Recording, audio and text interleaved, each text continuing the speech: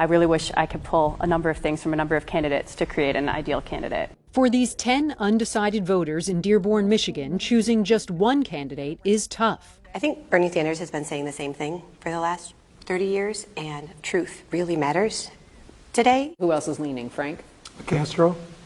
I like his executive experience. San Antonio's a bustling city, HUD director. And I like his Marshall Plan for Central America as a way to address the immigration issues. This Democrat likes Elizabeth Warren, but is more interested in Kamala Harris. I'm looking for someone who has an agenda for African Americans and someone who has something with meat behind it. And Kamala Harris recently proposed a $100 billion plan for housing for African Americans. One name I'm not hearing is Joe Biden. Is there anyone here considering Joe Biden? Raise your hand. If he's on the ballot on March 10th in Michigan, I will vote for him without question. Joe Biden, in my opinion, is Hillary Clinton 2.0. He's just about the worst thing that the Democrats could do. You are your record.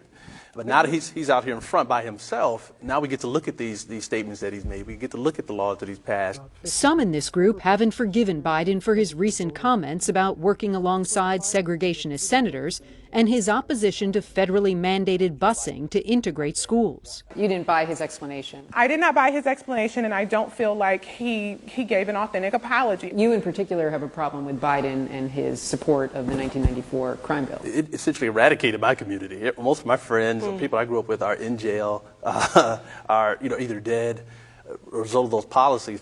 Biden defends the bill, saying it had plenty of good things in it too.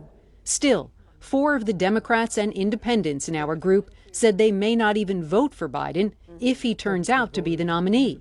But one Republican might. I would consider Biden maybe, and I would consider Pete Buttigieg. I'm looking for somebody that I think is a little bit more moderate. The more progressive wing of the Democratic Party really scares me.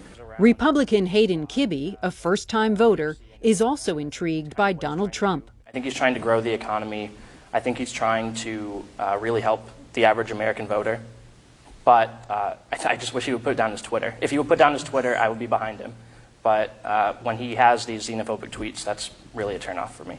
Independent voter David Palmer hasn't ruled anyone out except Trump. The man is a habitual liar. He's been credibly accused of sexual assault by over a dozen women. He's run multiple companies into the ground, and if you look, last month we had the highest national deficit total in 1 month in our nation's history. But even this undecided Republican who praises Trump on the economy is considering a Democrat. Andrew Yang is the closest thing on the person on the Democratic side that I would consider voting for. I think Andrew Yang is intelligent and he has a few good ideas, especially with universal basic income. What do you need to hear at the upcoming debate that will help push you toward a candidate? Truth, consistency. Like, I'm sick of being spun.